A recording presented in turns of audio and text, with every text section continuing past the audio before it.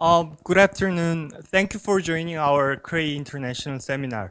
First, President Du Bong-han will give us opening remarks. 안녕하세요. Hello, everybody. Good afternoon, ladies and gentlemen. This is Du Bong-han, the president of the Korea Rural Economic Institute. I'm very pleased to be here at the Korea Rural Economic Institute International Seminar on the K-Ricebelt in Africa. Global crises such as the COVID-19 pandemic, the Russia-Ukraine war, and the climate change have brought to the big challenge to the global agriculture and food security.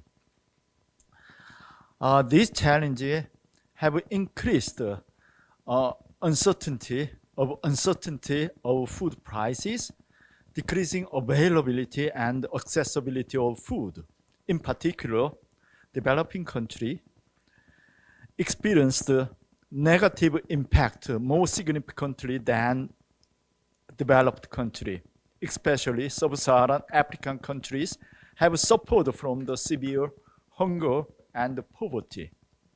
Over the past few decades, international community has made a continuous effort to solve the global food shortage and reduce the hunger. However, recent global food crises have undermined these efforts.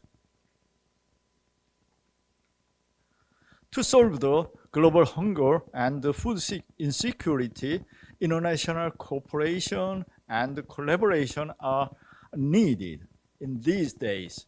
The Ministry of Agriculture, Food and Rural Affairs in Korea is dedicated to enhancing agricultural productivity and eradicating hunger in African countries by producing and distributing high-quality rice seed under the name of the K-Ricebelt program. Today, through this seminar, we aim to create a platform for international collaboration and discussion for the K-Ricebelt in Africa.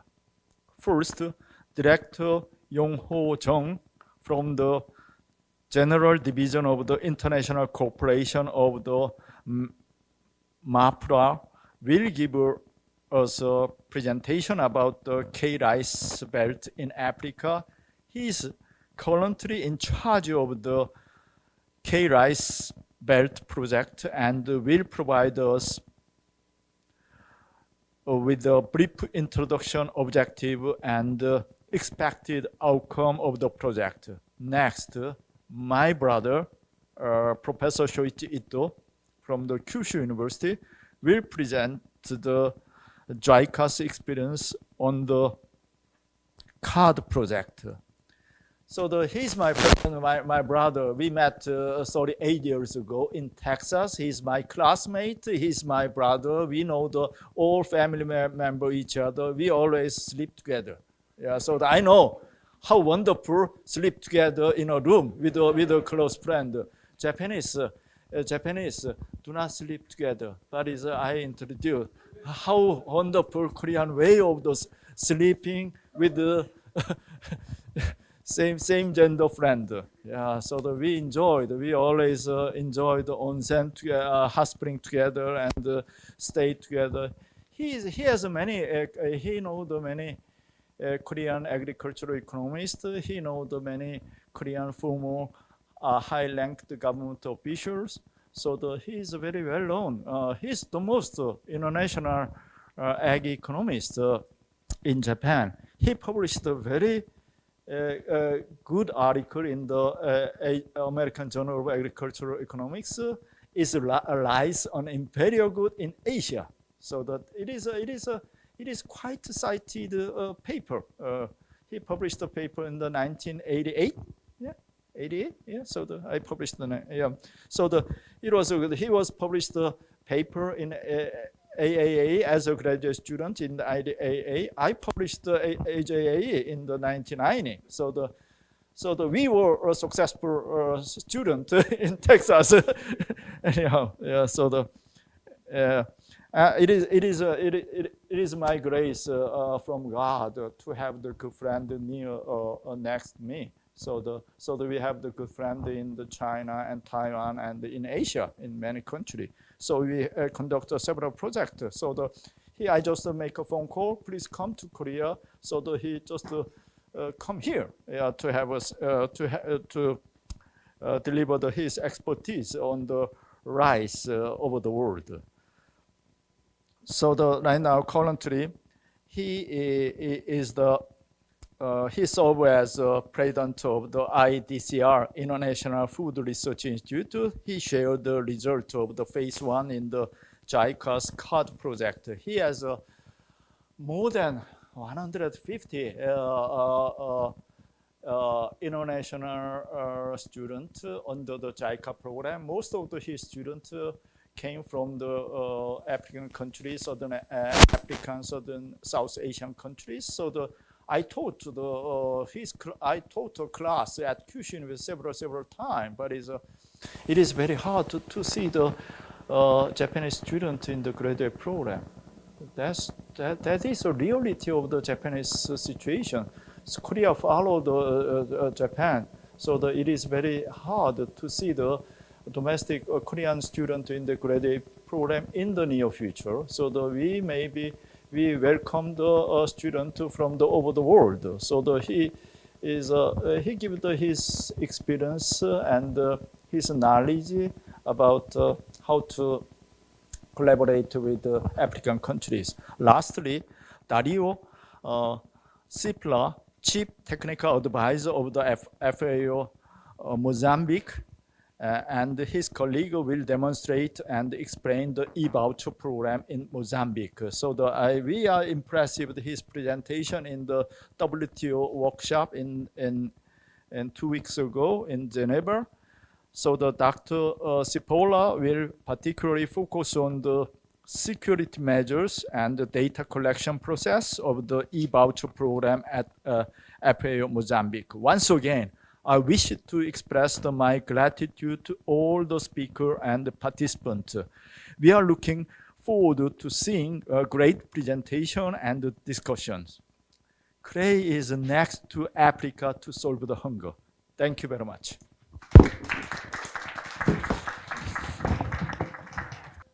Thank you. So first, Director Yong-ho Jang will give us a presentation about the K-Ricebelt project in Africa. Please give him a big round of applause.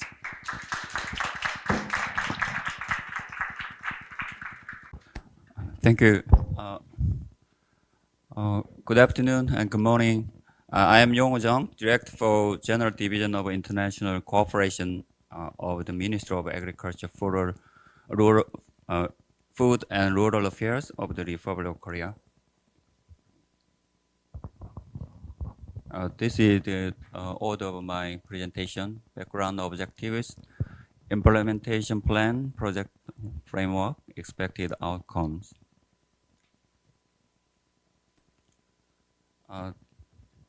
Rice consumption in Africa has been increasing by 6% annually, while rice production has not been able to keep up with the fast-growing demand.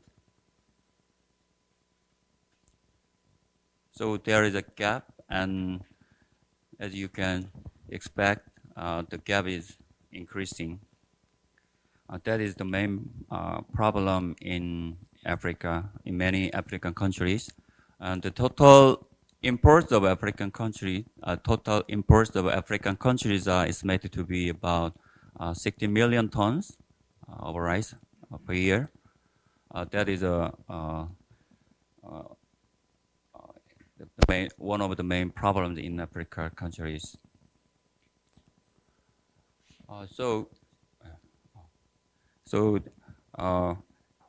Enhancing rice productivity will be key to addressing the imbalance of food supply and demand. Seed,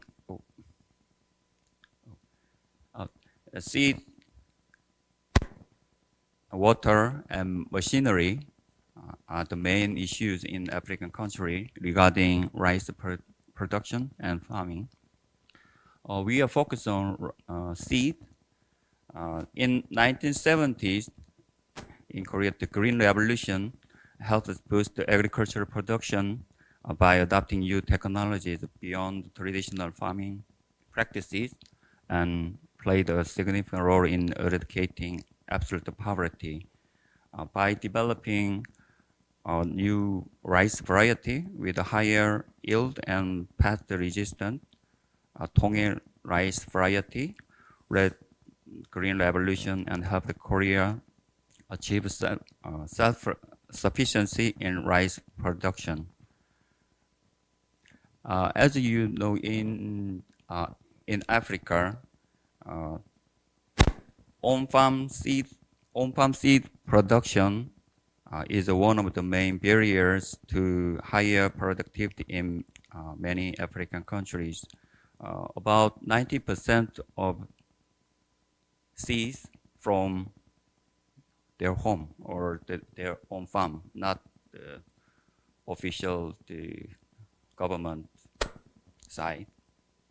So, building on the experience of Korea's achievement of rice self-sufficiency and boosted rice productivity, K-Ricebelt project aims to work in cooperation with African countries to develop and distribute high-quality rice varieties that suit local conditions.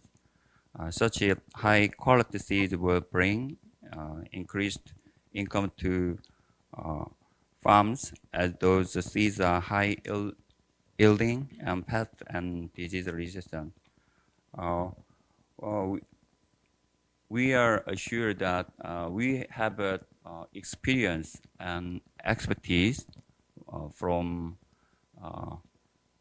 Tongel rice varieties and our self-sufficiency in rice. So this project based on two things. One is from the African site's need, and the other is our Korea's experience and expertise. So we already provided several agricultural ODA projects to Africa, but this project more focused on a more comprehensive and tailored support. The K-Rice project,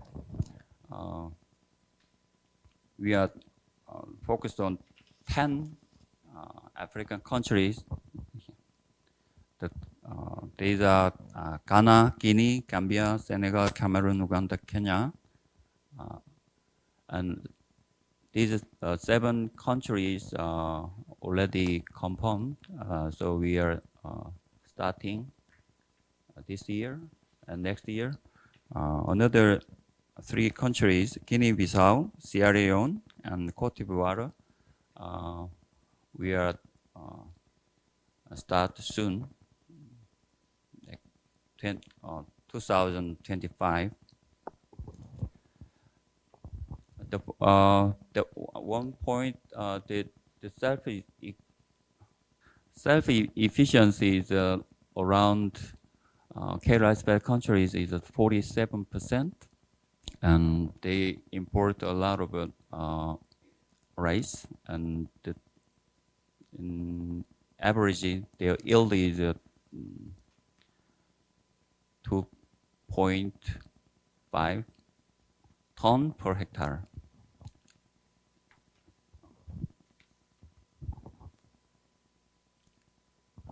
The objective of this project is to distribute 10,000 tons of high-yielding rice seeds to the participating countries every year, beginning in 2027.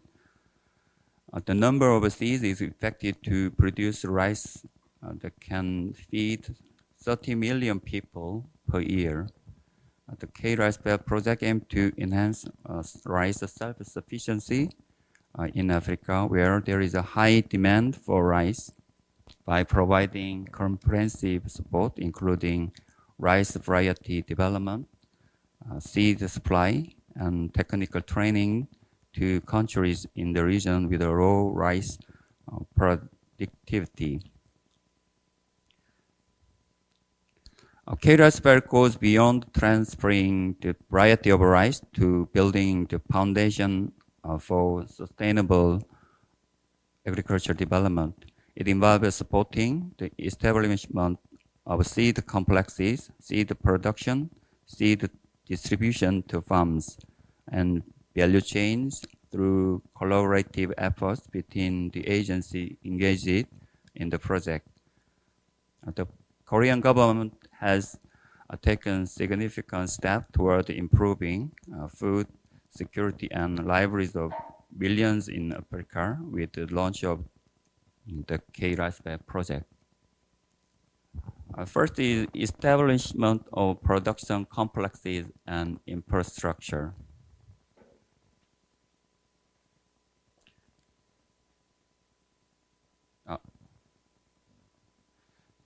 The K-Ricebelt project in Africa will establish rice seed production complexes of 50 to 100 hectares in each participating countries. The Korean government will work in cooperation with the participating countries' governments to secure appropriate land for these complexes. Sites that are already equipped with the infrastructure from past development projects could be considered as project sites with the aim of improving their efficiency. We will develop key infrastructure including land restructuring, irrigation and drainage systems, and improvement of farm roads. These are our plan, the annual plan. This project 5-year plan.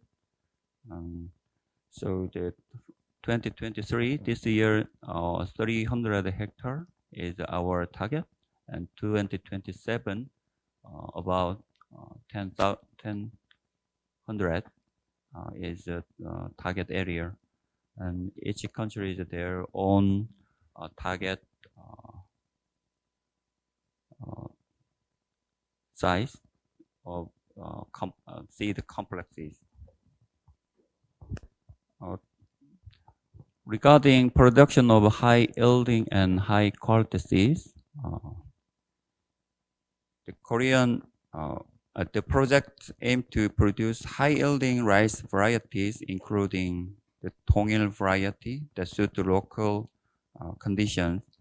The high yielding Tongil rice is well suited for adaptation in Africa. The new varieties such as E36 and E37 developed through the Korea Africa Food and Agriculture Cooperation Initiative, or KAPACI, are expected to serve as a significant breakthrough in addressing Africa's food challenges, with yield 2 to 3 times higher than existing African local varieties.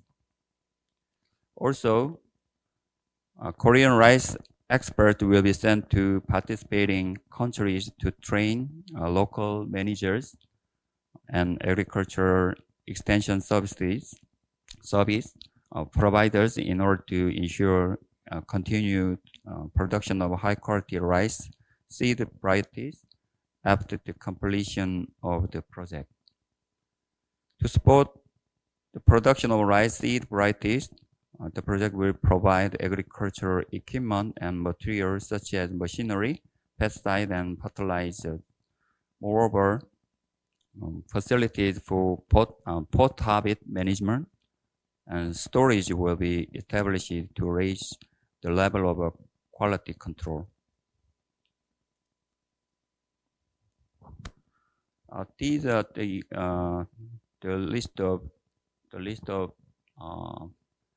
varieties rice varieties developed by KAPASI. KAPASI is initiated by LDA, Korea Rural LDA, Rural Development Administration. So we already have a good rice varieties. There are several advantages in those varieties. The productivity ton per hectare is 6 to 7 ton per hectare. Another advantage is they are maturing period short. Most of them is early. So some countries in Africa, they harvest 2 times or 3 times. In Guinea, this year, we found that they grow 3 times with E37. So many advantages. So they already ready to be growth in many in those 7 countries.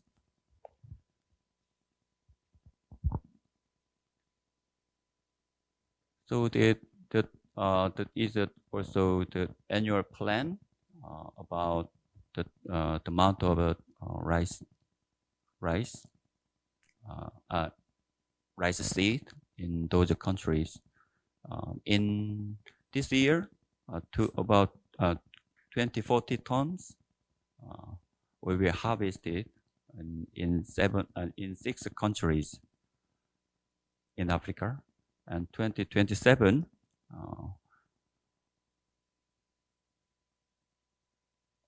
the total number of this production seed, the number of production seed production slightly increased because the number based on 7 countries. So when we calculate again with another 3 countries, Sierra Leone, Cote d'Ivoire, and Guinea-Bissau, the numbers will be slightly increased.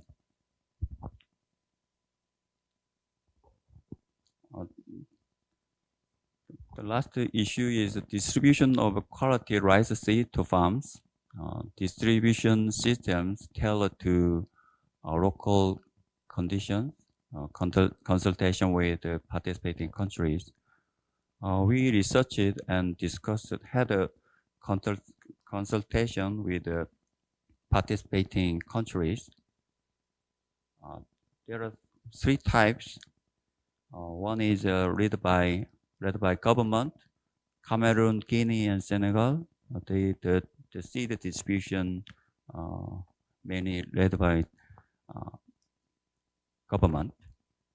And Guinea, Gambia and Ghana, the government managed the production of foundation seeds and delegates the production and distribution of certified seeds to private sector. So private sector in those countries, in 2 countries, private sector play important role in distribution seeds. Lastly, Kenya and Uganda is a mixed case. The government and private sector both manage the production and distribution of the certified seed. So the seeds from this project will be distributed by diverse channels based on the countries.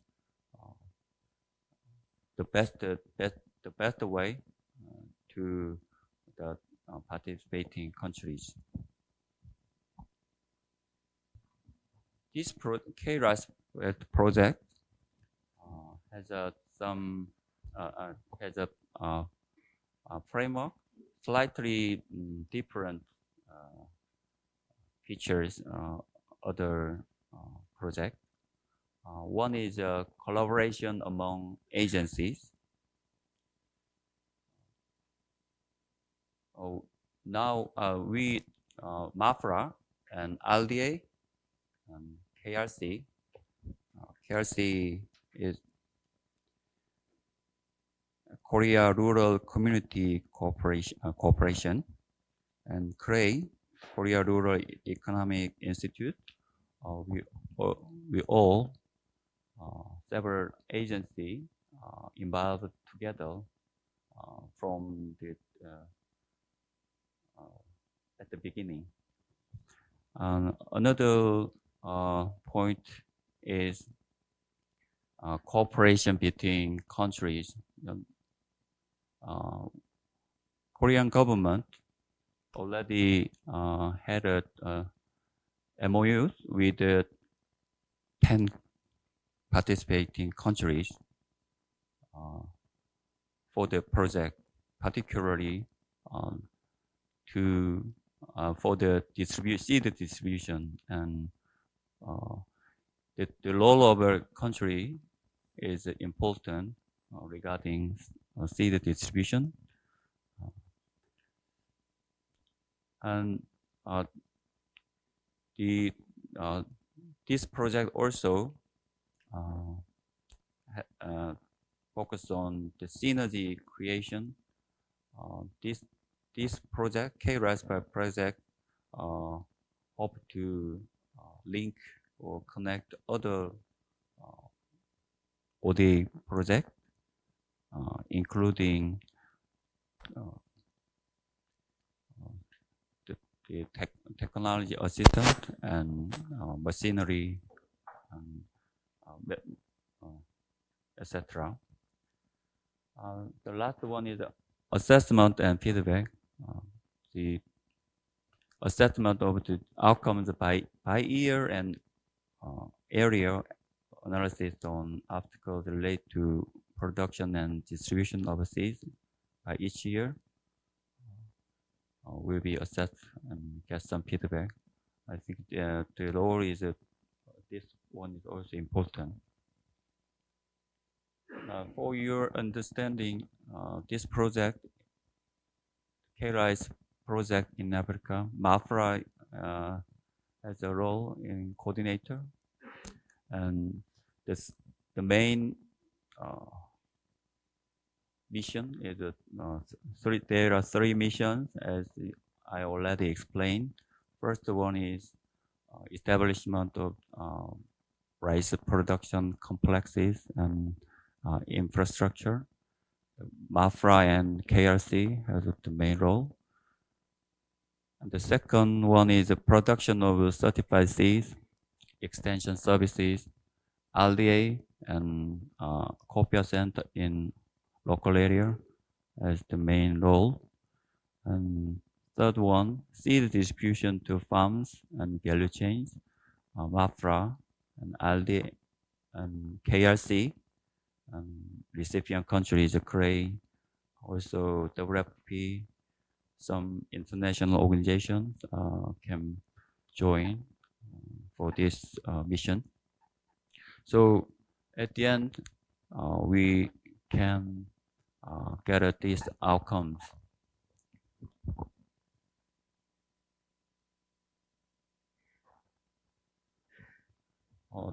Lastly, the expected outcome from this project, the K-Ricebelt project expect to contribute achieving the SDG, particularly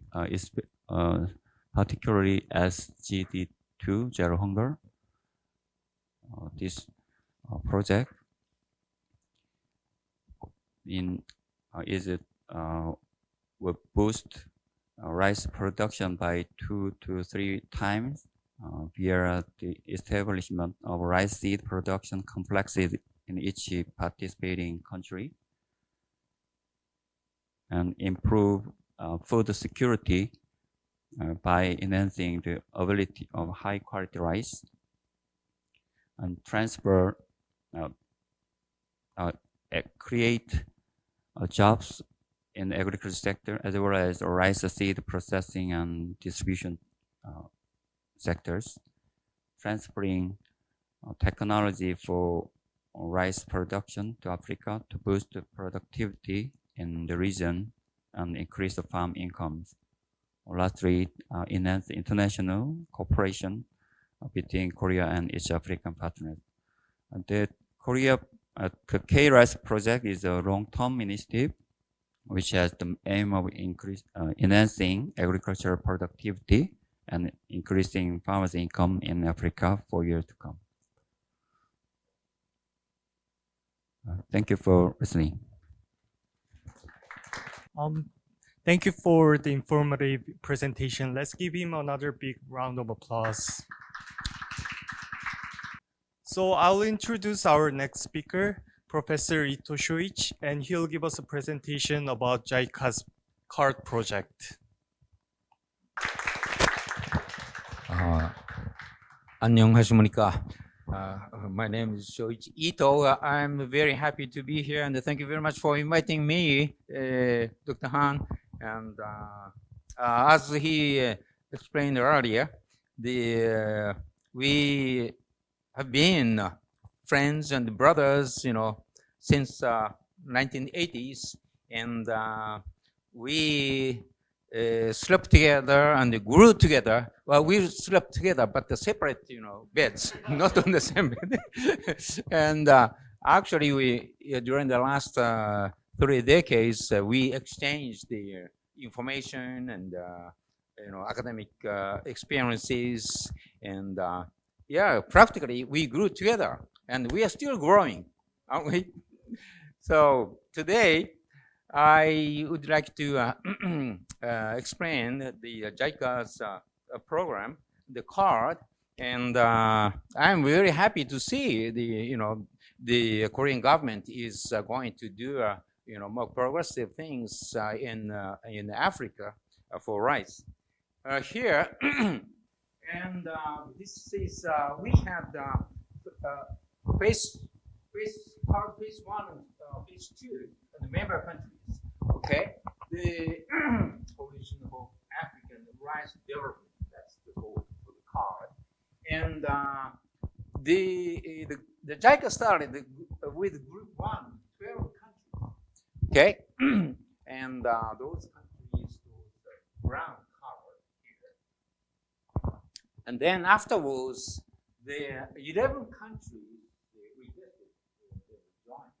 So together, 23 countries. The green color is the latecomers for the phase 1, and then the phase 1 was finished, and then the phase 2 we're going to start. Well, actually, already started. Phase 2, 2019 up to 2030, and with the 32 countries altogether, and those 3 countries in blue color. Okay. Oh. And okay. So you can see how many countries, those 32 countries, going on right now. And practical aims of phases 1 and 2 are the increased rice production of 12 countries doubled during the 2008 and then 2018. Oh yeah, that's right. So this is much more advanced than I thought. Okay. Mm-hmm. And so these 10 years, the production to be doubled. That's the target. And and then phase 2, again increase the rice production in 32 countries, doubled. Yes. So well, how was it? And actually, and these countries again. Okay. So actually, this is the data of Sub-Saharan countries. Not only those 32 countries, but the Sub-Saharan total. So back in 2007, the production was 14 million metric ton. This is the FAO data. And then the first one was finished in 2018, and then it became 28 million tons, for the Sub-Saharan. This is the FAO data, Sub-Saharan, the total, okay? So anyway, JICA is using this data. So it can look double, array. So that's what they say. Oh, do you agree? Yeah. Well, at least the Sub-Saharan is quite good. And then the next one is the 56 million tons by 2030. So 56 million tons is the double of 28 million tons in 2018. So this is the thing. By the way, this total is because the FAO data, this is a rough rice. That's the paddy rice, okay? Not the milled rice or brown rice. Okay. Now, I would like you to pay attention to this rice prices, because we are economists, so we are always careful about the global prices. So we have the agflation period starting around 2006, and then they went up really hard, and then came down 2015 period. So this is quite dramatic, and then they broadcasted saying that another food crisis. The food crisis over here was very severe. I think some of you remember the 1973 and 74 period. And actually, if we show, this is nominal prices, if we show the real prices, then it is really high, and this much, relatively speaking, it's smaller. But anyway, this is rise in the prices. Okay. So this is the Sub-Sahara total, and this is area harvested, the red one, and then the yield is here. So it has been increased quite a lot. This is the data up to the 2023, and this is the production and the consumption. This is the gap, as the Mr. Hung showed earlier.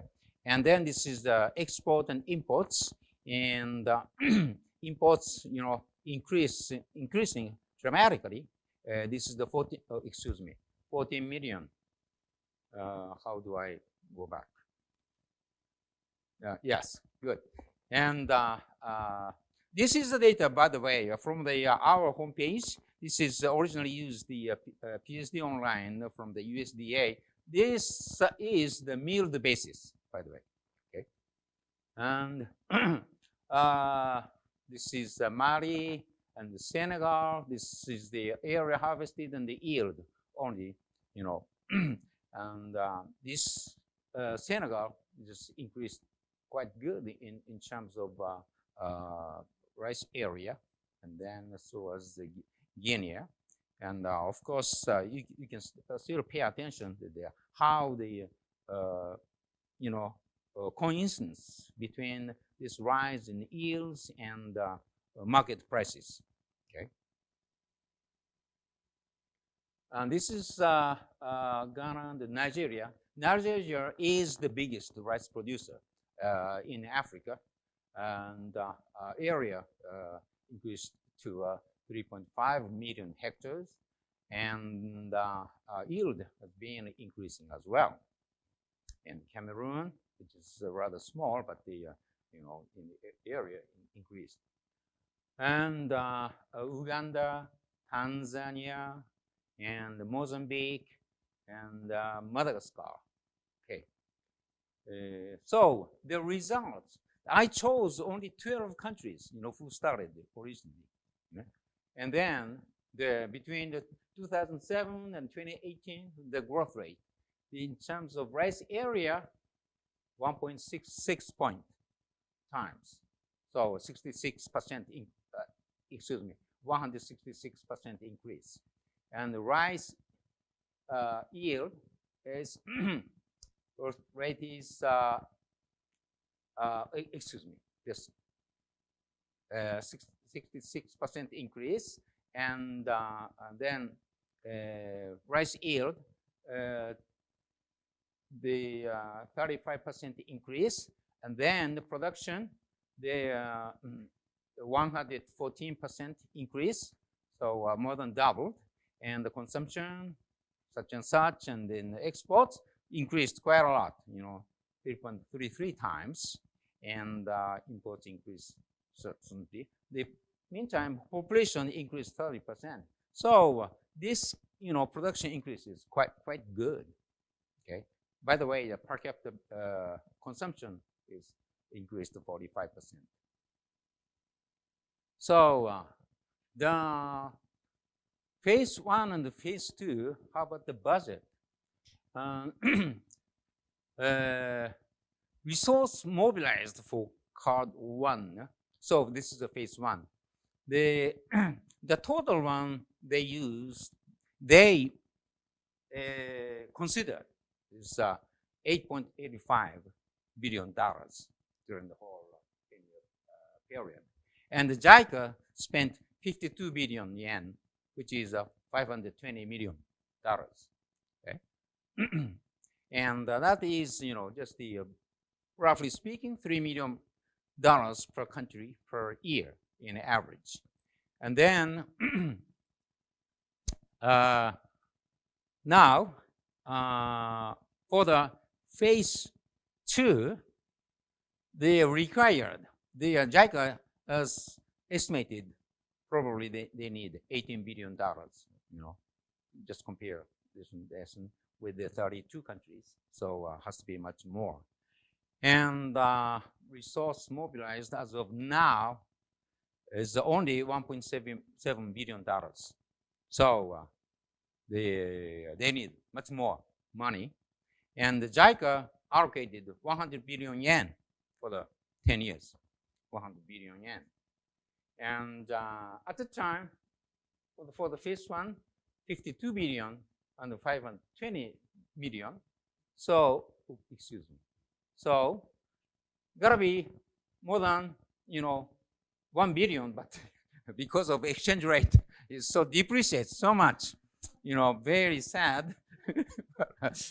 So $666 million, and then technical aid 40 billion, and grant aid 18 billion, and loan 42 billion. Those are the three types of funding.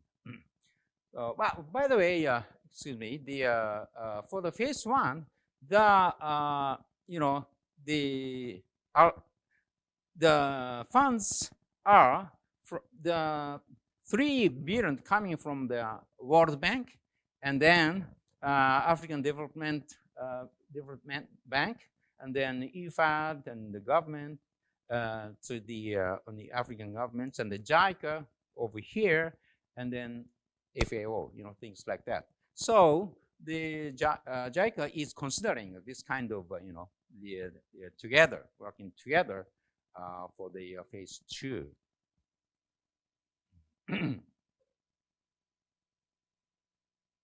Again, this is the market price situation.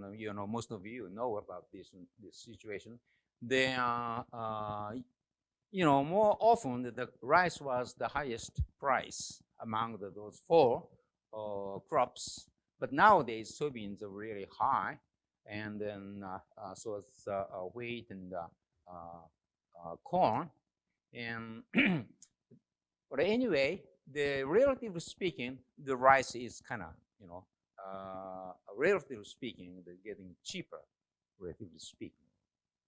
So anyway, we have to keep that in mind. Well, the issues of phase 1 and the future.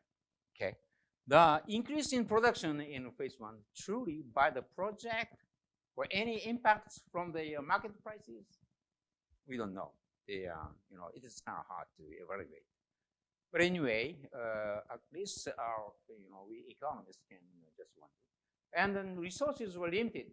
Not much funds to the card head office, during the phase one.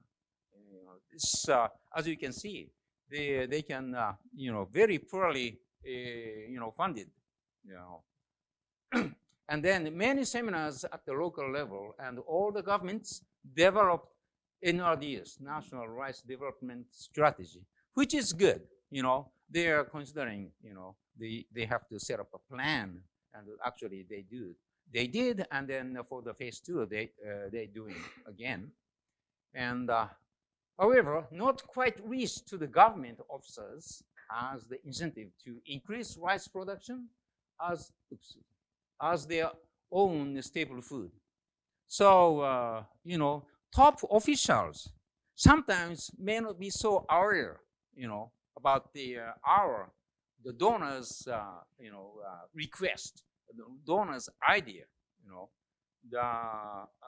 So it is, we really need to emphasize, and we need to spend time to talk with them. But it takes time. And then technology of rice production are not quite compared to farmers' level. Yeah, in Korea or in Japan, it's really fast, relatively speaking. But over there, sometimes it's not. Yeah, I'm going to show some pictures later. And so therefore, phase one just founded the base relationship with the member countries with basic rice supply demand plans. Yeah, that's the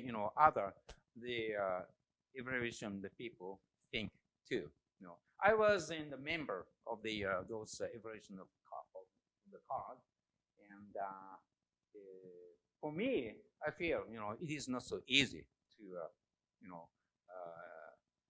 simulate our request, our plans, so smoothly.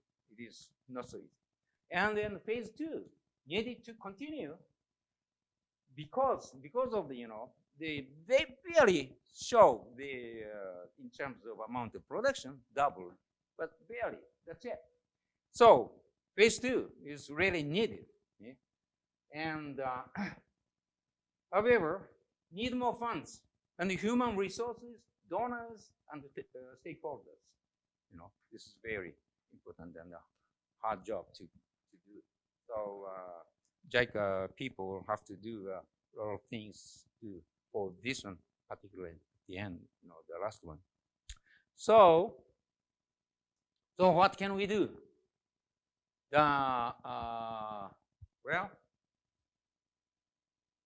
So we can do is the collaboration, okay? Collaboration between Korea and Japan. Well, actually, there is no words in Japan about the Korean government, and then Korean governments in the name of Japan regarding the African support. But however, actually I talked with the JICA people before coming here, and then Mr. Suzuki is in charge of the whole things, and and then I asked him, do you know the Korean government's planning to do a similar program in Africa? And he said, "Oh, that's great. Well, we can do it together." So I don't know that's Korean side, but anyway, at least we can exchange information and work together, and then get the funding. Maybe by doing together, you can do if this production increased, a certain amount, then we did it. Then people over there, they said, yeah, we did it. Or the World Bank, they say, yeah, we did it. But everybody did together. So I think the collaboration is very, very important and influential, to exchange So I'm hoping that these two countries work together to a certain extent. By the way, let me show you some pictures. This is from Mozambique. During the rainy season, they cultivate by hands like this, and with this one, the very primitive way, and one person can do only half a hectare with this one, and they can do only during the rainy season. And yeah, this is the barefoot, and then they walk back to their village, and it takes 2 hours to get back there.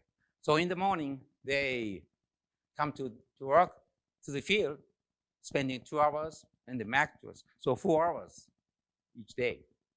So it's a really hard work to do.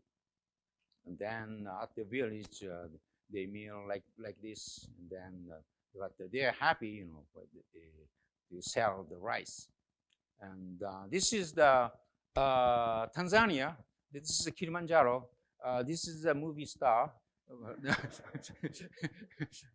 And so this area is, wide open place. And this is a certain area which is, you can see, surely it is irrigated. And this is the area done by the JICA. So for a long time, they spent quite a lot of money. And when I went down there, the area is just like this. And lower Shimo, Tanzania. And then this is nice irrigation, and like this. And then for the rice, it grows like this. And there are many scientists, agronomists saying that in African areas, if you bring the technology, you can grow like this, So the soil per se is not so bad. But those technology, can we bring it there so easily? That's the question. And, this is just like we see here in Korea and Japan. However, don't do this one, because they are too expensive to apply in Africa. If you spend a lot of money and do that only this area, then you can do it. Yeah, like 10 hectares, But, for other area, it's impossible to spend more money on this area, or to the other, tribes try to introduce this technology over there. No. So it has to be more applicable. And then agricultural development with aid should be recipients-oriented, farmers-oriented, and sustainable with self-support and own funds. Getting money from outside, and then we do that, but the money doesn't come all the time. So we have to make, they have to make their own money by doing by themselves. So we need to help that way, and then the technical cooperation project on community-based smallholder irrigation. We call it the COPSI. The JICA, doing it with the small project right now, but it's working very well. And community participation type, and self-supportive, and the sustainable approach, and the small costs and the large benefits. And this is the thing. This is a Zambia case, and they set up, this kind of a triangle structure, and they block the water, and make that kind of small dam, and then they put the water just like this, all by themselves. They can handle by themselves, And this is another one, and and this is now better structured, and then This is the type 2 single line, the stream with large and shallow, and then type 3 double line. This is a narrow single line, but the double line stream with large and shallow and then the water leakage with type 2. And then here, the stream with the large, shallow, and the rocky river bed. So with this one, first they develop by themselves like this, and then, they know about the irrigation, and then they get the better knowledgeable, and then they move to the more study, more permanent way. So this kind of development is what we have to do. It takes time, but we have to do with those the farmers, and then the price is like the USD are like $1,800 to set up this one. It's labor is basically nothing because those farmers do. So that's the way we have to. Then they know how to manage this one. If it's broken, they can fix it by themselves.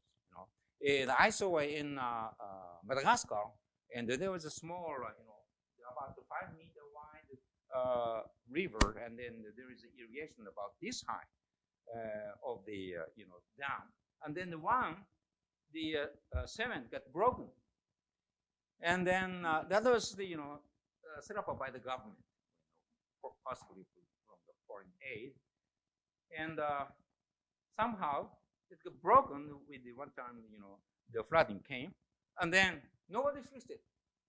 Government will do it, so we'll just wait. But lots of the water shortage. So we need to those self-supporting work as well. So this is the irrigation, which is quite nice. The once water comes in, and they can grow vegetables and stuff. Of course, rice too. Okay, and this is just showing the South America land, and the Cerrado is this area which is very bad the soil, but they developed a very nice agriculture.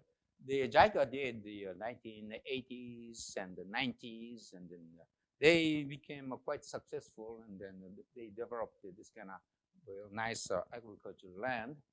And now this is the one, the harvesting soybeans with so many harvesters, and then the planting corn afterwards. This kind of situation has been developed in the Cerrado area in Brazil. So maybe this is Africa. The Mozambique and Tanzania. This area, the soil is very similar, and then the land is quite easy to develop, just like Cerrado area. So there is a lot of area to develop in the future. So we need to do that kind of work continuously, and hopefully the phase 2 will be done, collaboratively, more with the Korea and Japan. I hope. So thank you very much.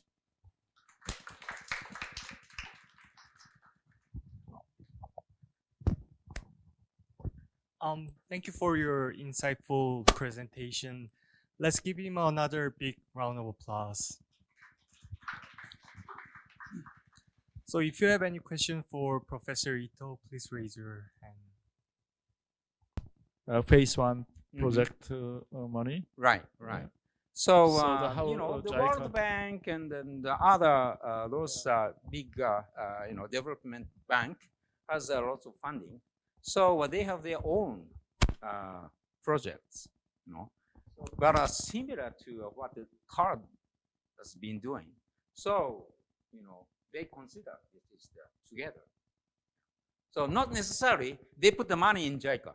No, Yeah, they do a separate, programs, but for the production per se in the same country, then we can work together. That's the money of that. And also they like IRI, International Rice Research Institute. Yeah, they work together too for the varieties and stuff. I don't know if you plan to do with the IRI for the seed production, but it is possible to get the information. So and also you proposed we encourage the self-support movement Yes, in yes. African country. Locally. That is we have we Korea experienced a spiritual movement, Sema New Village yeah, movement. yeah. Mhm. So that would be applied Yes, to the sure, African sure. country with Yes. the RiceBelt project Mhm. together. Mhm. Yeah, I'm aware of that. Yeah. Yes, that's a great procedure.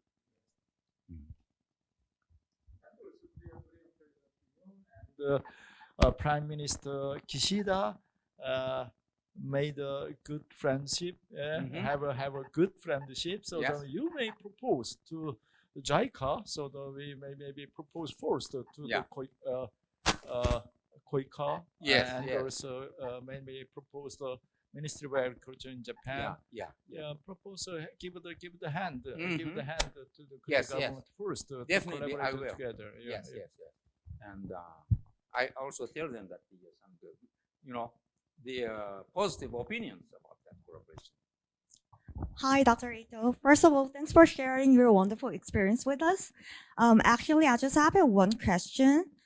So when I see the graph about the area harvested and yield, which is in this figure, I maybe I don't know. Okay, so I do see that like Which country?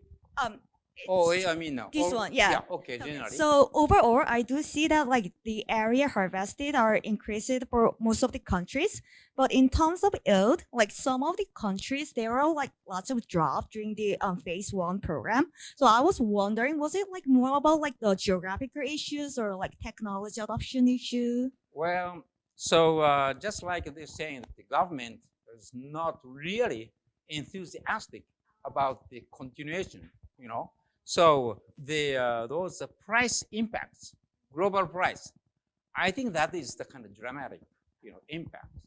So after the price drop, then production drops, in some countries.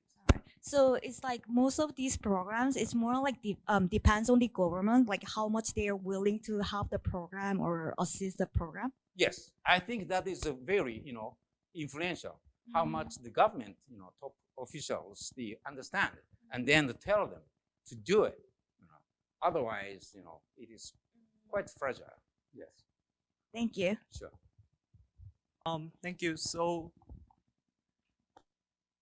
I'd like to introduce our last presenter.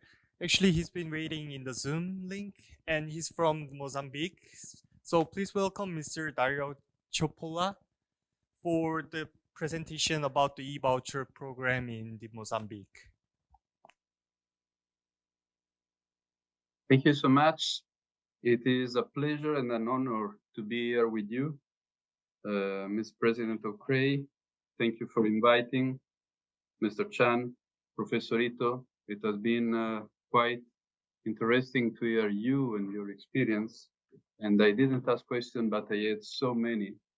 And maybe one day we will have the opportunity to talk about all this.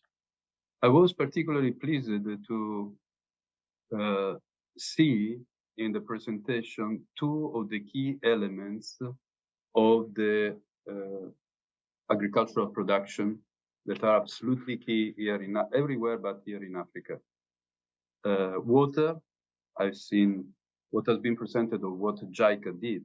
I personally witnessed the excellence of JICA in irrigation when I was working in Djibouti, where only 150 millimeters of water rains are per year.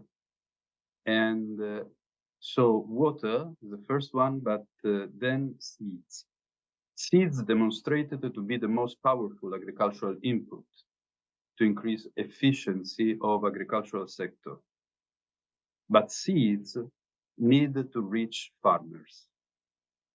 No matter how much research, how much investigation, seeds need to reach farmers. And this is a key issue in Africa. So what the tool that I'm presenting today is the tool to allow farmers to receive seeds. So I don't know if you can see my screen.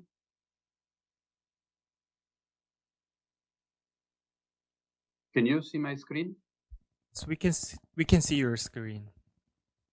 Okay, great. So I will start my presentation. That will be a 3 steps presentation. I will start with PowerPoint. I will continue with the video, and I don't know if you received our link so that you can see the video directly there, or if I have to show it here, you will tell me. So And we're successful to download the link, so we'll turn on the video when you ask us to turn it on. okay, this will be perfect. So let me tell you, this is the next one, please. This is IDEA. This is a software developed by FAO, and this is the software that we use in the voucher system. IDEA is a management information system. It provides a lot of information. It allows to register beneficiaries, to identify them, to manage data. What we have seen, no, sorry, the previous one. Okay, you don't have it. So we would like to show you now the video where everything, whatever I will say is communicated briefly, and then I will go deep into 2 or 3 elements. If you want to start the video. Yes, we'll start the video.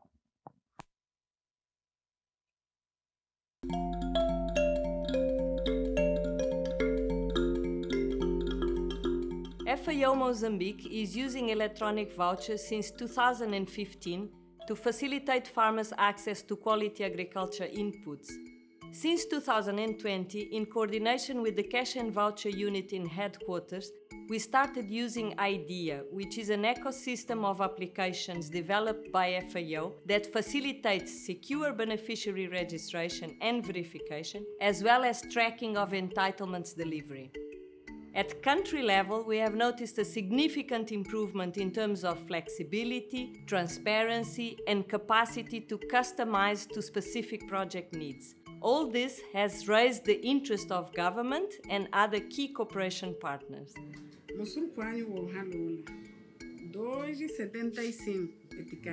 E cartão ya i-voucher nifanye através ya matécnico ya runha. Então, kurakhunikawela ale khweriwa ekartawila ya phie tempo kayo munrowa nyuwira munthuno limanghana oroloja ntao khura kuthuma kamemizo za nyu muntuna nyu ntao vale khalai ya khala bakhani oja navena tumiha atasvese ji anro hiphanyane yao sonija buruke khnarwere wata majiva ida denrwa kimphanyane ya ithumba kama hawira enkhala do conservariwa ndo baba batho naruweri adira dan khamaida entao ni namportiziri wa wata bo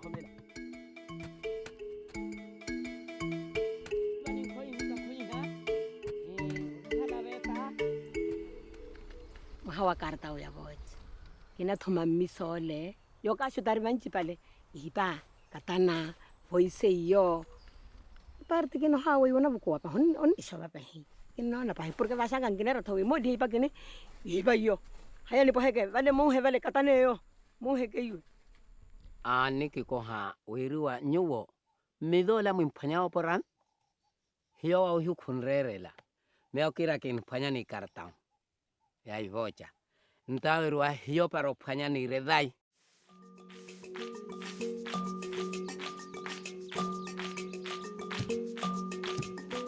Para nós que somos acordilas, essa tecnologia está nos a ajudar muito. Antes de eu trabalhar com e-voucher, dava muito serviço para saber quando é que eu estou a ganhar, quanto é que entrou por dia, mas com e-voucher é muito fácil. Eu saio daqui, vou numa zona que não tem internet. Eu estou a trabalhar lá normalmente. Então, no fim do dia, quando eu regresso do campo, ligo a internet e mando aquele status para a UFAM.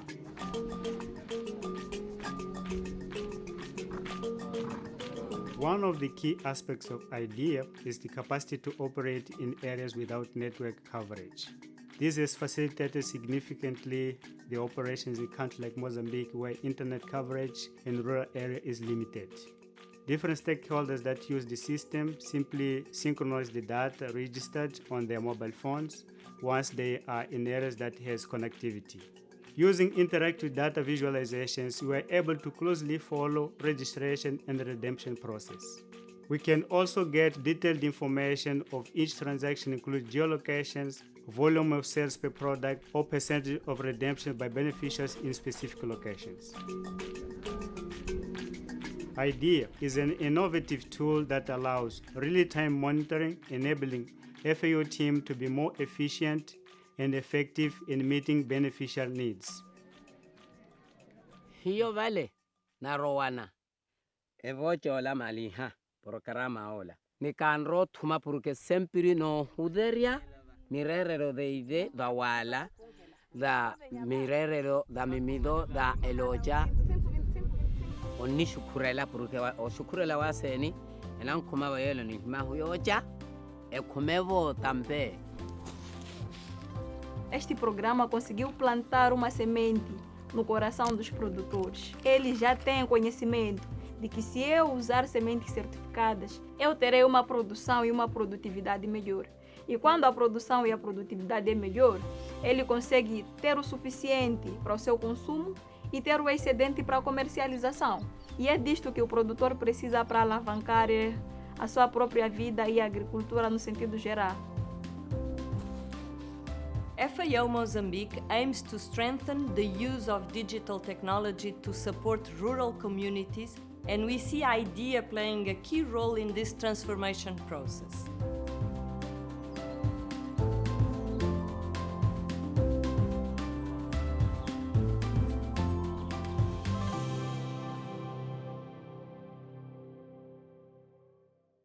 As Professor Ito was properly mentioning, you have to go next. Go next, please. Yeah. As Professor Ito was mentioning, the sustainability is a key issue. And whatever we do, if it is not sustainable, at the end of the project will die. In our experience, what we know is that through the e-voucher, sustainability is market-based. It's a business. It continues. What you may see here is some common trends you have seen in the video. Young people, and we know that young people, they do not like agriculture, but they are working in it. Young agro-dealers, women, and all these is somehow demonstrating a transformative power within the agricultural sector. So the introduction of these simple IT tools is generating changes. You may see on the left of your screen, germination chamber. Can you imagine that agro dealers are doing germination chamber in their shop to show to the farmers the difference between the seeds that they sell and the grains of the previous year that farmers normally use? You may see here pictures of Mozambique and Uganda, but you cannot recognize them because the pattern is the same. Agro dealers organize seed fairs. Farmers arrive and buy.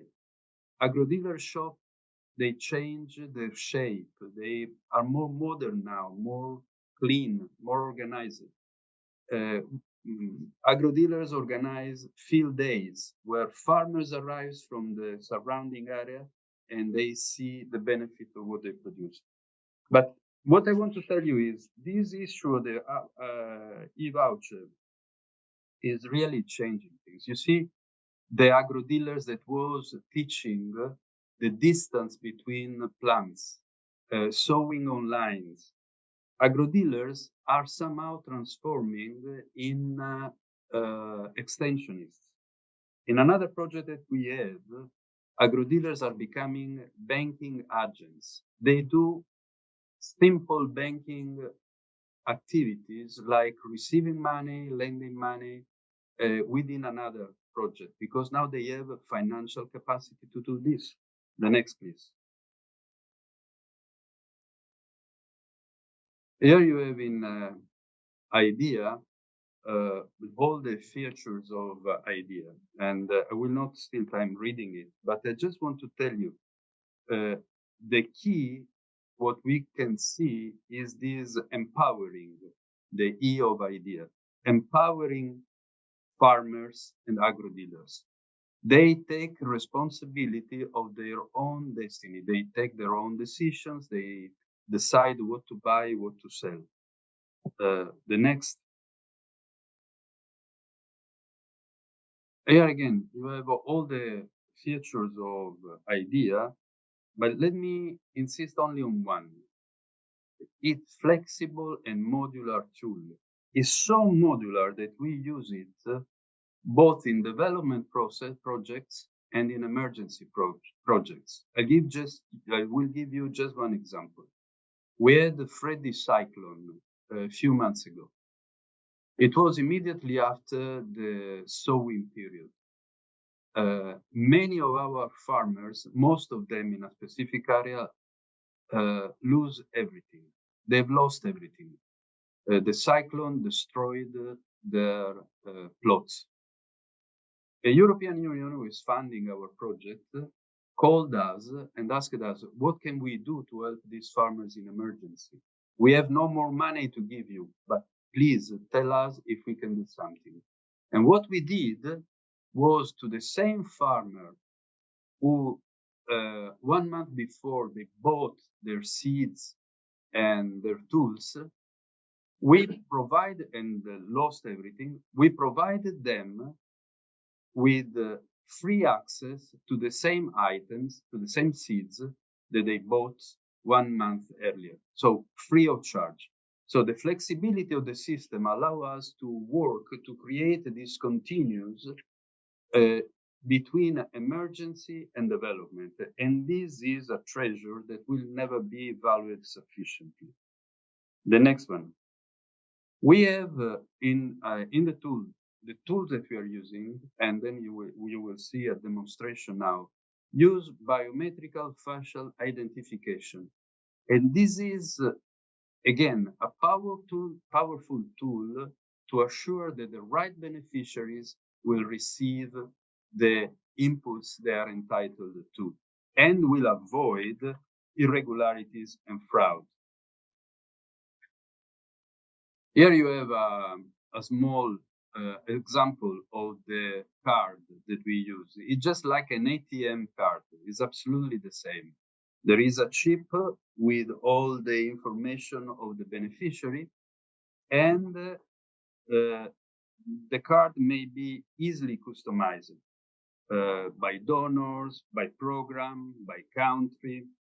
And in our experience, what happens is that during catastrophes, farmers may lose everything, but the card, they don't lose it, because the card is for them the possibility to restart their livelihoods.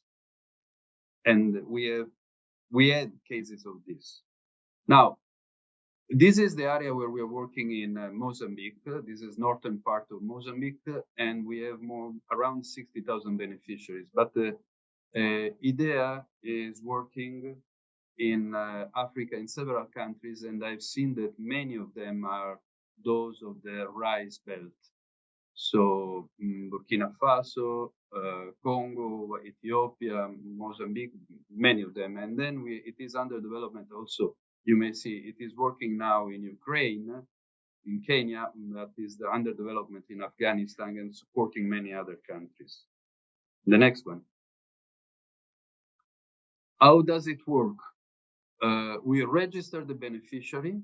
and the registration, the selection of beneficiaries is done together with local authorities. Then the beneficiary co-pays the package that he chooses, and after the co-payment, so a certain amount of money is requested to the farmers. So they have to pay 50%, 20%, 40%, 60%, depending on the value of the package. So they, after the co-payment, they can go and redeem the voucher. So they get the inputs they're entitled to. Now, many times we have seen in the past these programs that we say the first year with the support will be 100%, second year 75%, the third year 50%, fourth year they will go by their own and there will be no contribution. The advantage of the voucher is that all this, it happens at the same time.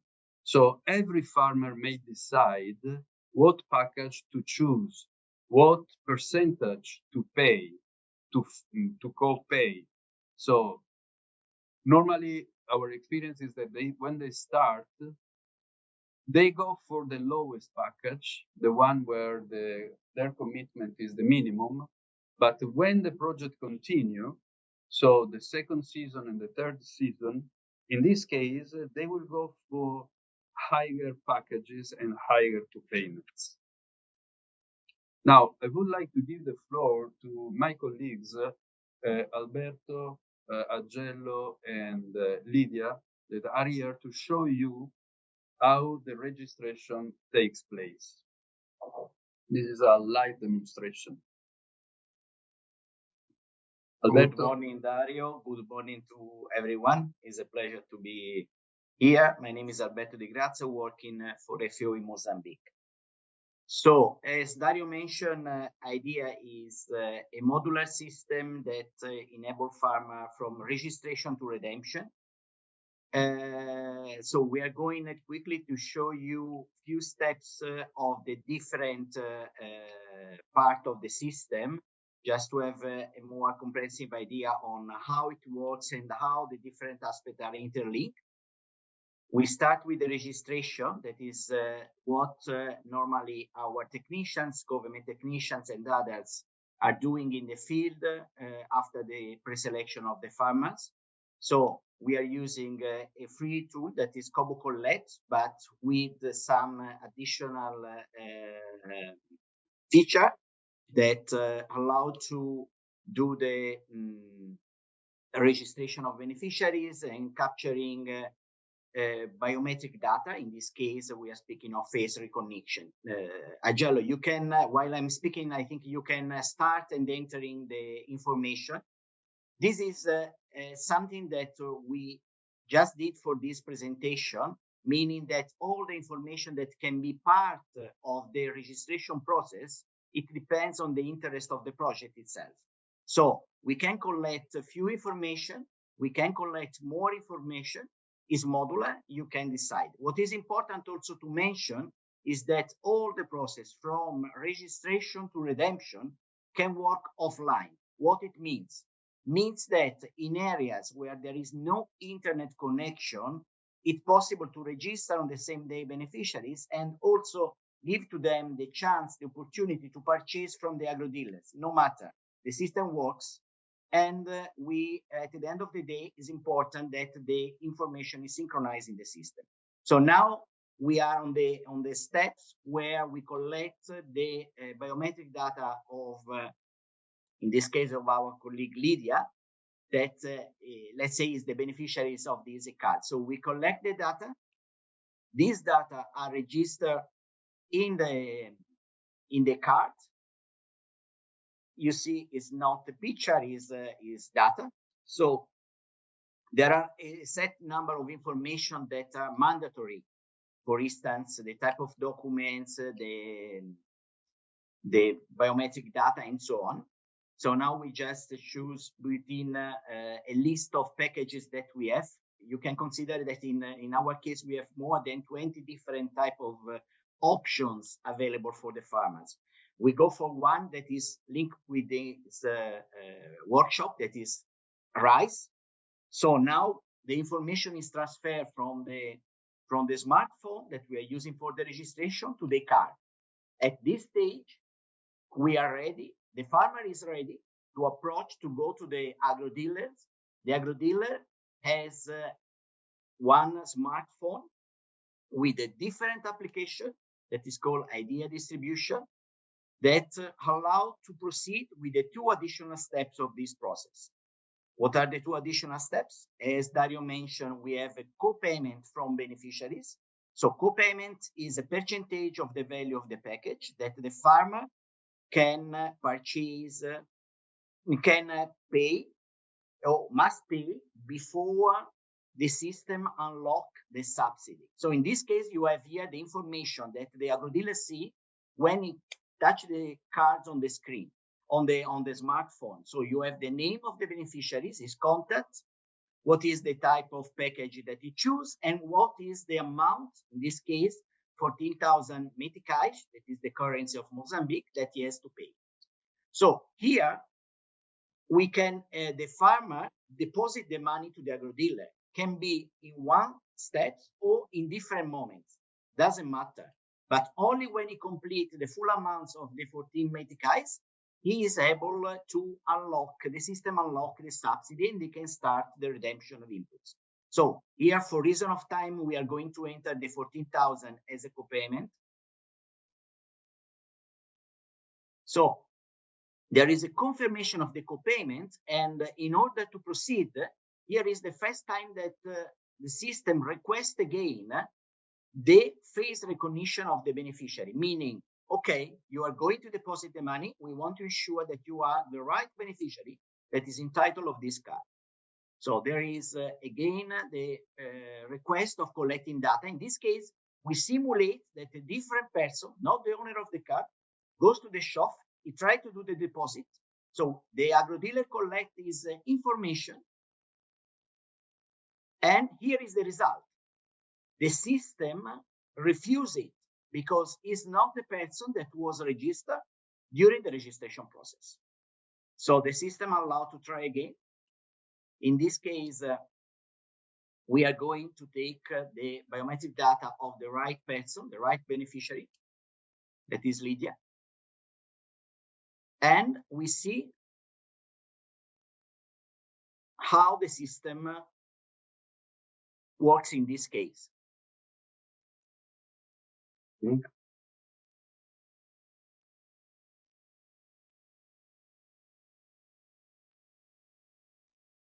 Just a second.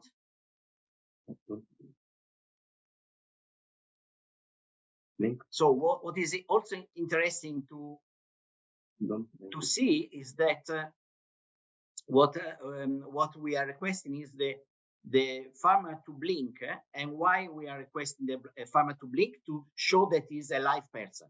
Here is the result. So the result in this case is successful. So we plug again the card on the back, and now we can move ahead on the third step of the process, that is the redemption. So again, based on the specific type of inputs that have been chosen by the farmers in terms of package, he opens automatically the different type of packages. In these types, again, for reason of time, we have a small package that is composed by fertilizer and rice. So let's say that the farmer wants to purchase 20 kg of rice, and then he wants to purchase some 2 bags of fertilizer, NPK, or urea, is the same, no problem, doesn't matter. So you see down there is on the system remain the balance that is still available in his card, and the total amount that is there. So the total amount of the expenditure and what is again remain there. So we can proceed for question of time. Agello, please proceed. There is a summary of what the farmer has purchased. And again, here is requesting the confirmation of the farmer. So you can consider that now we are doing all at one moment, but can be done in different days. So one day the farmer can make a co-payment, one day later can go and purchase the inputs. It depends to him. But what is important is that the system secure that the right person is the one that is the owner of the car. Nobody else can purchase from this car.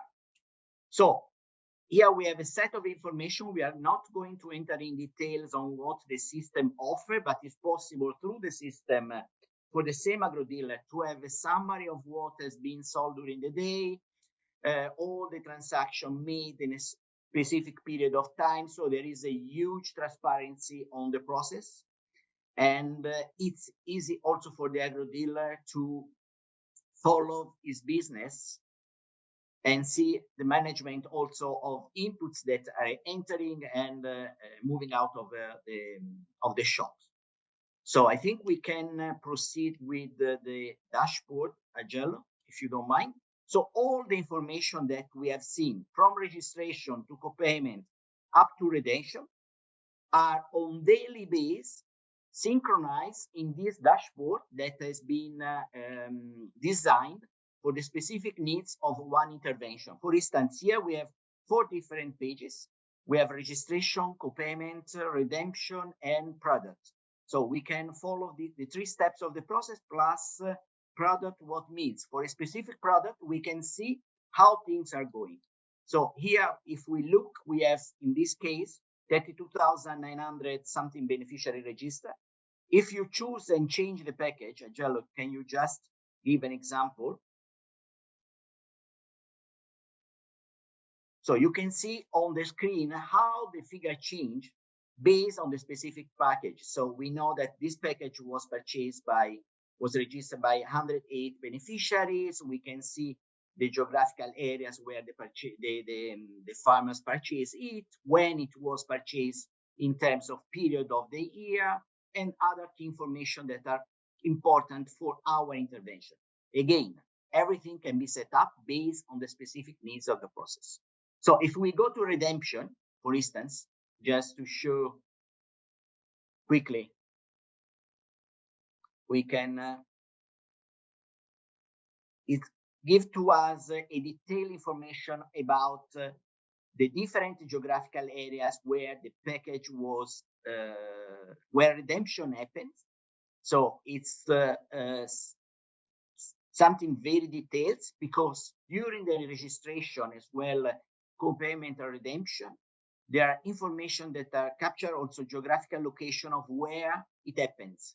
So we have a detailed information of where each transaction happened, and this gives us a lot of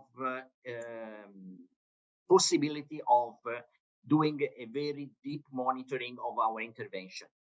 I will stop here and pass again the floor to Dario. Thank you. Thank you, Agello and Lydia.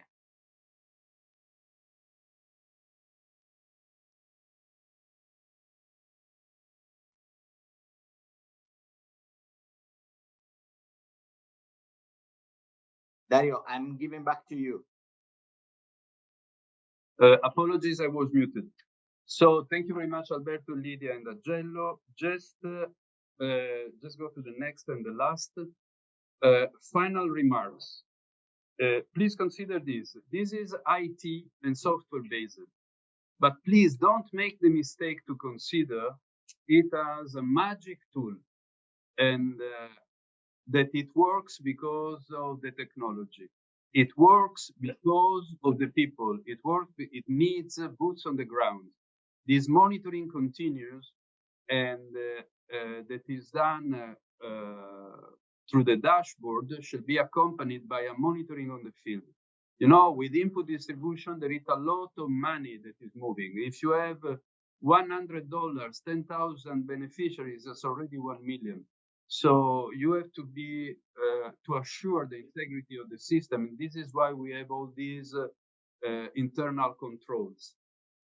IT facilitate access and availability of inputs, but don't consider it e-voucher only a tool to distribute inputs.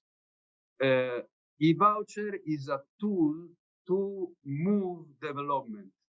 to move development in an autonomous form without projects, without donors, because it is based on financial resources, financial sustainability, social sustainability, and it is market-based. The e-voucher demonstrated to be a powerful tool for local economic development. Have you seen the lady with the truck? The first thing she did after the first season with the earnings of one season is to buy a truck, and then she recruited more people. And then she started selling far away from her shop. For those like me who are concerned with project management, the e-voucher is so powerful tool to simplify procurement, avoid missing agricultural season because inputs are not there. We are using these also for groups of farmers and farmer free school and ad hoc solutions. And then it has a predictive capacity. You may predict yield. You know, I've sold 10 tons of maize seeds.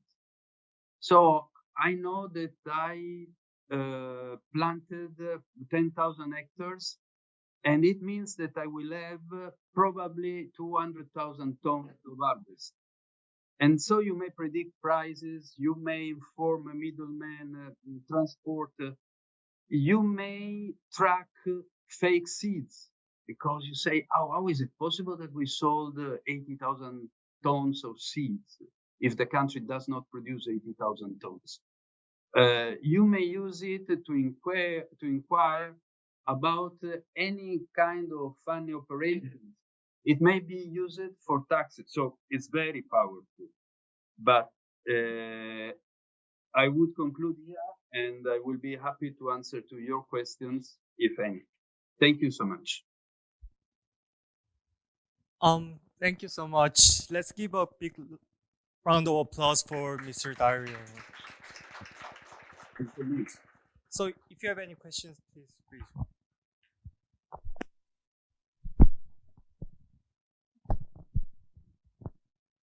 Thank you so much, Dario and Alberto, for the excellent presentation. And I think the project is fascinating, and it's a very powerful tool for monitoring and implementation of these projects, especially in terms of seed distribution. And I think there are so many, we've got so many insights from your presentation, because K-Ricebelt project really touches on seed distribution as well. And we are considering different systems of seed distribution and also technology diffusion along the line.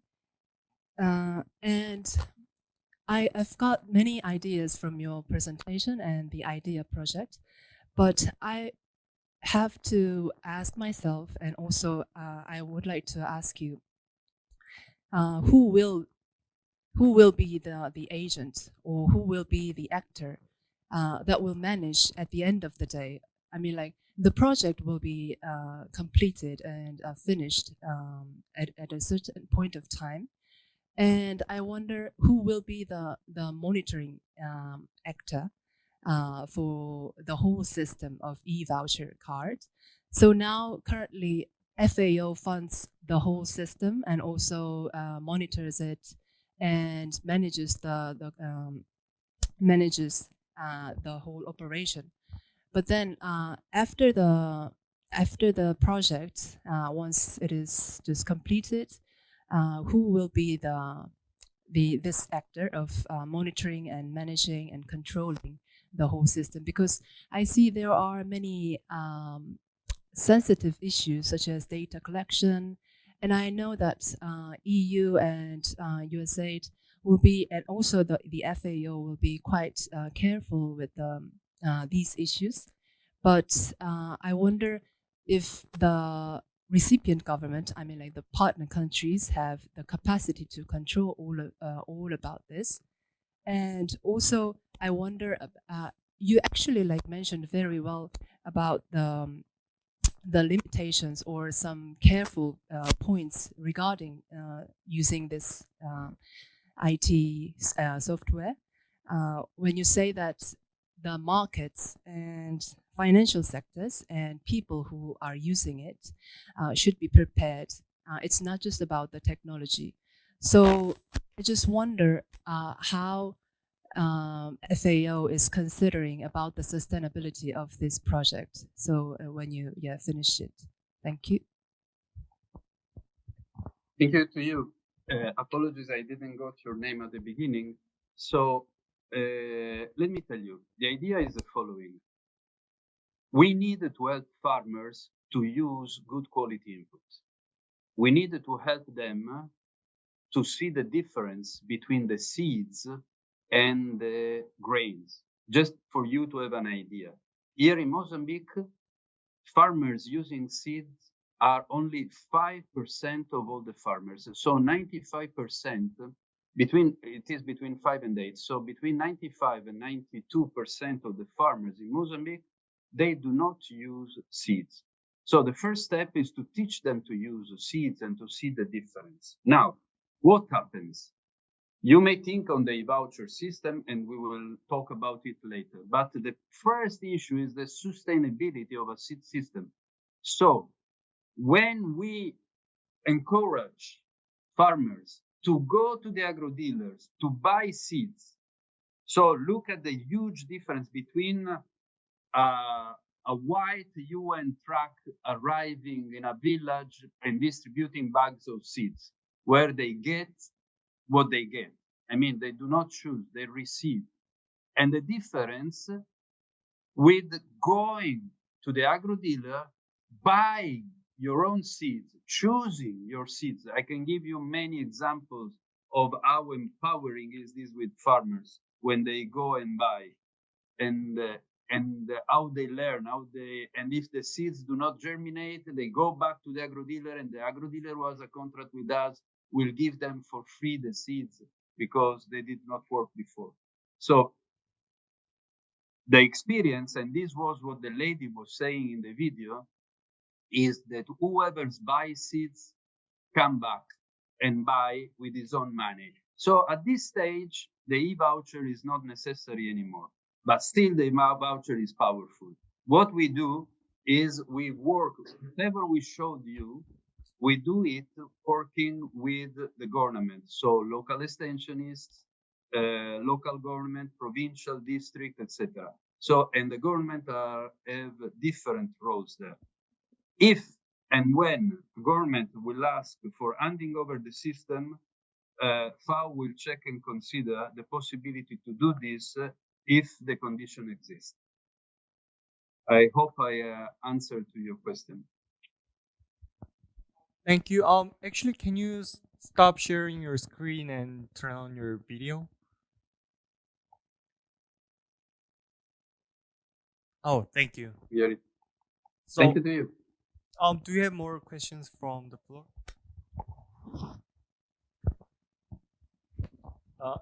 Thank you very much for your wonderful presentation. So is there any IT technology to identify the fake seed in African country? Or so I think is e-voucher is work to have the seed, to have the certified seed, but is a fake seed would have some problem to identify. So is there any IT technology? So using the cell phone, is it possible to identify the fake seed? Look, through the phone, not yet. What we do. Yeah. How can may I reply, or should I wait for the second question? How can we identify the fake seed? Is there any technology to identify fake seed using the cell phone? What we do is, as I mentioned, what we do is we do monitoring. When we see that there are data that do not respond to the information that we have from the National Authority of Seeds, when we see that there are too many seeds, certified seeds, we do monitor. when we do monitor also, what we do is, certified seed, they have to belong to a lot, they have to contain numbers and figures. Or during the field monitoring, we do check if we have real seeds or fake seeds. But in addition to this, what happens is that when a farmer buys seeds, he wants seeds germinating. When a farmer receives for free seeds, if it doesn't germinate, he does not complain, and we do not know the amount of fake seed into the market. So there is no a straight question to say, can you, through the e-voucher, identify fake seeds? Because this is not the technology is taught for. But we may monitor the presence of fake seeds into the market. So the FAO is a monitor the fake seed. So you may collaborate with the local government official, or you send the local manager to monitor the fake seed or not. Yeah, this is another interesting aspect that you're raising. Initially, agro dealers, they were not so keen about respecting rules. But as this has become an opportunity for them to become rich, they are now very, very careful respecting rules. So they do not accept, or they may be fooled, of course, but normally when they see something strange, they call us. The e-voucher has these good things. There is a two-way communication. So when they suspect something, they call us. And when they call us, we go and monitor. Yeah, thank you very much. It is a great idea for K-Ricebelt project to provide certified seed to the African farmers. Yeah, thank you. Maybe, Dario, if I can add on this, just quick point, we are also working together with suppliers. What means all the suppliers that are engaged in the market of seeds, we are working with them. We establish connection. They know who are the agro dealers that are also involved. So we create a connection that avoid the presence of fake seeds in the market, especially in the e-voucher market. So there is a monitoring that comes from FAO side, from government side, but also from the supplier side. So we try linking collaboration, as was mentioned before, between different actors that are part of the seed value chain. Thank you. So when we talk about supplier, we are talking about the seed industry. So private sector, public sector here are working together. Thank you. So we'd like to wrap up our seminar today. Oh, actually, we have one more question. Oh, I do apologize. So I'd like to wrap up our seminar today, and I'd like to give my gratitude for all the speakers today and for the participants today. So thank you very much. Have a great rest of the day. Thank you to you. It's been a pleasure. Thank you. Thank you to all of you. Thank you.